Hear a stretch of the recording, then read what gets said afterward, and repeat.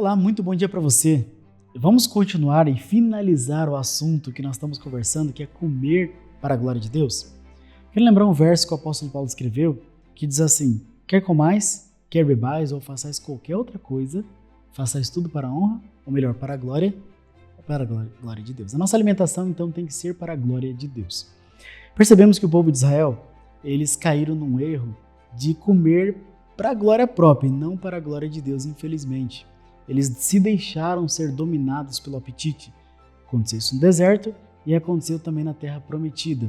Por isso que Deus deu lei para eles que não eram boas, leis que não iam produzir vida para eles. Mas eles foram teimosos, foram incrédulos e desobedientes a Deus. Bom, nós vimos também que o povo de Israel, até no período de Jesus, o povo judeu continuava comendo carne livremente. Que até havia discussões, nós não vamos entrar nisso agora porque não tem tempo, mas havia discussões se devia comer a carne que era oferecida a ídolos ou não, e havia muita confusão na igreja por causa disso. Até que o apóstolo Paulo escreveu assim: olha, não deve ficar julgando ninguém não. Mas o bom mesmo é não comer carne, nem beber vinho. O apóstolo Paulo não tinha todo o conhecimento da palavra de Deus, ainda sobre a questão da alimentação. Mas ele falou: olha, eu estou chegando à compreensão que o bom mesmo é não comer nada, nem oferecido a ídolo, nem aqui não era. Não estou falando que o apóstolo Paulo era vegetariano, só estou falando que ele chegou a essa compreensão aos pouquinhos. Ele não sabia e não era prova de fé para ele ainda. A realidade é que é uma verdade para cada período, uma verdade presente para cada período. Na época dos discípulos, na época de Jesus, muitas pessoas se salvaram comendo carne, porque passaram as gerações e eles tinham o hábito e o Papai do Céu foi tolerante com eles. Como eu falei, Jesus falou: eu tenho muita coisa para falar para vocês, mas vocês não vão suportar agora. E agora, com o passar do tempo, agora para nossa época já é diferente. Quando chega a partir de 1844, tudo muda. Só um detalhezinho aqui, um parênteses que eu quero dizer para vocês.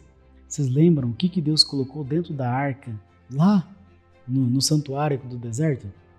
Tinha as 2 tábuas de pedra, que tinham os 10 mandamentos. Tinha a vara de Arão, que tinha florescido, mostrando que Deus tinha a sua liderança. E tinha também um vaso contendo o maná, que representava a alimentação natural que Deus havia dado para o seu povo. Mas quando você olha na palavra de Deus, na época dos reis, quando abrem a Bíblia, ali deixa bem claro: olha, não tinha mais nada dentro da arca a não ser as 2 tábuas de pedra, os 10 mandamentos. A vara de Arão foi retirada, claro, quando eles preferiram um rei e não que Deus os liderasse. Então eles rejeitaram a liderança de Deus. A vara foi retirada. O vaso contendo maná foi retirado quando eles entraram na terra de Canaã e saíram da dieta que Deus havia planejado para eles. Então Deus tirou o vaso contendo maná. Mas nós vamos ver agora na nossa conversa de hoje que mais uma vez Papai do Céu traz à tona todos esses utensílios que eu estou falando aqui. Ele traz à tona novamente num período específico. Abra sua Bíblia, por favor, no livro de Isaías, do profeta Isaías, capítulo 22, no versículo 12. 22, a partir do versículo 12. Começa assim, ó: naquele dia. Essa expressão naquele dia se repete algumas vezes na palavra de Deus. E de maneira especial, nessa oportunidade aqui está falando do dia do juízo, que começaria em 1844. Mas vamos ler. Naquele dia, o soberano, o Senhor dos exércitos, os chamou para que chorassem e pranteassem, arrancassem os seus cabelos e usassem vestes de lamento. O que isso quer dizer? Será que é literal para você arrancar os cabelos, chorar, prantear, usar vestes de lamento? Será que é literalmente isso? É um livro profético. Deus está querendo falar aqui para você humilhar o coração diante dele, para você ter uma vida diferente diante dele, nesse dia de juízo, que é o dia da expiação. Versículo 13. Ao contrário do pedido de Deus, o que houve? Mas ao contrário, houve júbilo e alegria, abate de gado e matança de ovelhas, muita carne e muito vinho. E vocês diziam: comamos e bebamos, porque amanhã morreremos. Olha aqui, ao contrário do apelo que Deus fez, de uma vida moderada, de uma vida de humilhação diante de Deus, de obediência, Um grupo de pessoas fala o quê? Não, a gente tem que aproveitar a vida. Amanhã a gente vai morrer, então a gente tem que aproveitar. Eu quero chamar sua atenção pelo seguinte. Eu tenho certeza que você já ouviu essa expressão. Você já ouviu o cumprimento dessa profecia. Analisa bem aí. Temos que comer e beber mesmo, porque amanhã a gente vai morrer. Você já ouviu essa frase? Eu já ouvi algumas vezes. E a pessoa não sabe que ela está cumprindo exatamente esta profecia aqui. E nós estamos sim vivendo no período desta profecia. Por muito tempo, Deus foi tolerante. Deus aceitou a morte de ovelhas, de gado. As pessoas se alimentavam dos animais das criaturas de Deus. E Deus tolerou. Deus não queria, mas Deus tolerou isso até este período que eu estou falando, que foi de 1844. Mas a partir deste momento, o que muda? Versículo 14. O Senhor dos Exércitos revelou-me isto. Até o dia da sua morte não haverá propiciação em favor deste pecado, diz o soberano, o Senhor dos Exércitos. Eu quero trazer alguns detalhes para você. Primeiro, Deus não está falando mais de animal imundo. Na época de Jesus, dos apóstolos, eles não podiam comer animais imundos. Tinha a lei dos animais imundos, que Deus havia feito essa tolerância pela teimosia deles. Mas aqui, Deus não está falando de animais imundos. Deus já está falando dos animais limpos. Ovelha e boi, isso aqui é animal limpo. Era permitido através da lei dos animais limpos de Números capítulo 11. Levíticos capítulo 11. Então, por que agora, e o que aconteceu, o que mudou, que neste momento agora é pecado comer carne? Fala aqui, esse pecado não vai ser perdoado a partir deste momento. Vocês viram que o negócio está ficando bem sério aqui? Até o dia da sua morte não haverá propiciação em favor deste pecado, diz o soberano, o Senhor dos Exércitos. A partir deste momento, então, se tornaria pecado utilizar-se deste alimento. Animais limpos, gado, ovelha, percebem? E mesmo o uso do vinho também, pela palavra de Deus, não deve fazer parte da dieta do povo de Deus. Aí você pode perguntar para mim, mas Jonathan, como que você pode afirmar para mim que esse texto de Isaías 22, que foi escrito há muito tempo antes de Cristo, está falando exatamente do período que nós estamos vivendo, do período do juízo, a partir de 1844? Vamos continuar lendo o capítulo, que nós vamos entender melhor.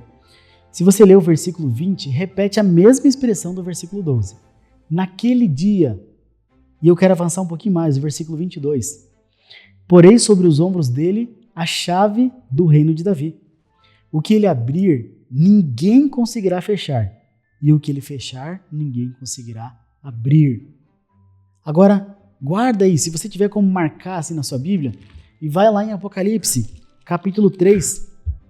Apocalipse no capítulo 3, e vamos ver essa mesma profecia sendo repetida, mas agora no livro do Apocalipse, para nós vermos exatamente de que período se trata essa profecia. Tá claro? Tá me acompanhando? Abriu sua Bíblia?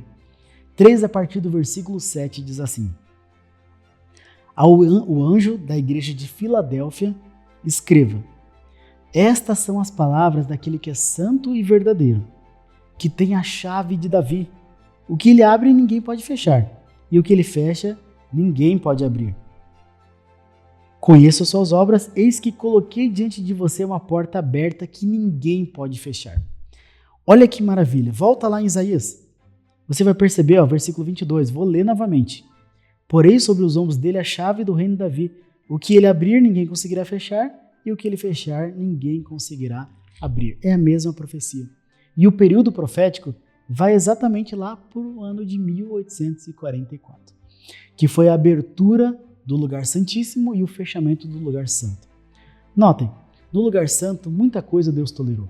As pessoas desobedeciam os 10 mandamentos, e muitas pessoas dessas se salvaram. As pessoas tinham uma alimentação diferente. Na verdade, haviam várias igrejas, e Deus salvou as pessoas em todas as igrejas. Deus estava com todas as igrejas. Mas quando chega neste momento da profecia, as coisas mudam. A partir de 1844, quando Jesus entra no lugar santíssimo do santuário celestial, se você quiser acompanhar isso, Apocalipse capítulo 11, versículo 19, Hebreus capítulo 9, versículo 4, você vai perceber que o santuário no segundo compartimento foi aberto e lá no segundo compartimento tem a Arca da Aliança de Deus. E lá não está faltando nenhum utensílio na arca. Lá estão as 2 tábuas de pedra dos 10 mandamentos. Lá também está a vara de Arão e também o vaso contendo o maná. Percebeu? Que a partir deste momento tudo muda. Deus passa a exigir do seu povo a obediência aos 10 mandamentos. Deus agora tem uma liderança, uma igreja com quem ele segue, que começa exatamente neste período aqui de 1844, com a mensagem do juízo de 1844, através de Guilherme Miller. E a partir deste momento também, Deus traz a compreensão do seu povo a necessidade do cuidado com a alimentação.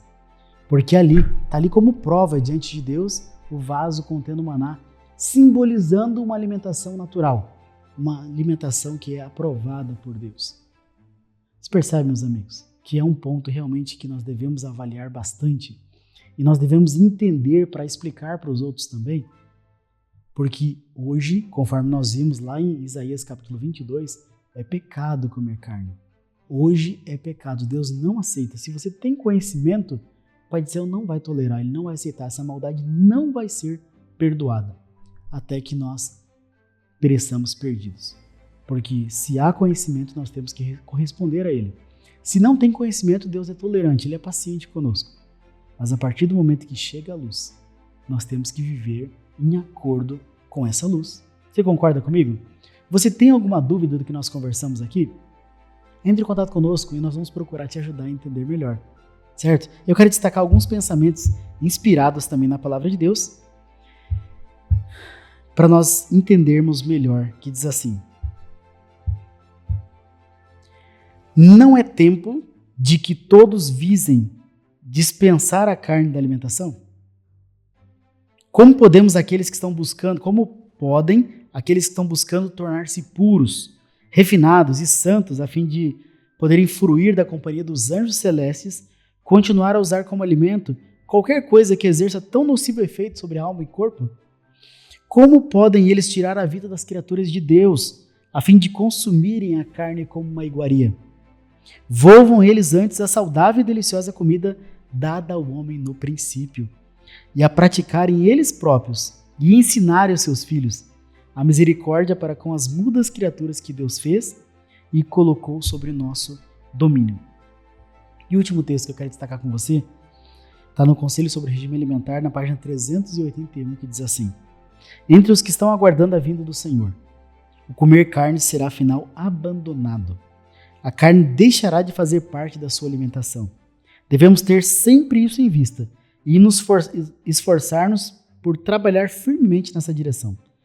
Não posso pensar que estejamos em harmonia com a luz que Deus tem sido servido de nos dar nessa prática de comer carne. Pensamento bem claro. Tem outros textos também que diz que nem um grama de carne vai ser encontrado no estômago daqueles que estão se preparando para a volta de Jesus. Nem um grama, nem um pouquinho. Porque além do prejuízo físico, que os animais estão enfermos, então tem prejuízo físico à nossa saúde, há prejuízo espiritual também, como nós vimos. E algo muito lógico, se nós estamos querendo ir para o céu, lá não tem morte, lá ninguém come carne, Deus não come carne, os anjos também não comem, e se nós estamos nos preparando para ir para lá, que tipo de dieta que nós temos que desenvolver aqui na Terra? Você percebe que Deus é muito lógico conosco? Não é algo fora da casinha. Quando Deus nos pede uma mudança na alimentação, Ele quer morar conosco, Ele quer que a gente possa estar com Ele no céu. Mas se nós formos com o nosso apetite pervertido, o nosso comportamento vai ser o mesmo do povo de Israel no deserto. Nós vamos murmurar e criticar o alimento do céu. Por isso que a mudança da alimentação deve começar aqui mesmo. Porque lá no céu, a palavra de Deus é muito clara. O profeta Isaías fala que nenhum mal vai ser feito em todo o monte da habitação de Deus. Nenhum animalzinho vai morrer.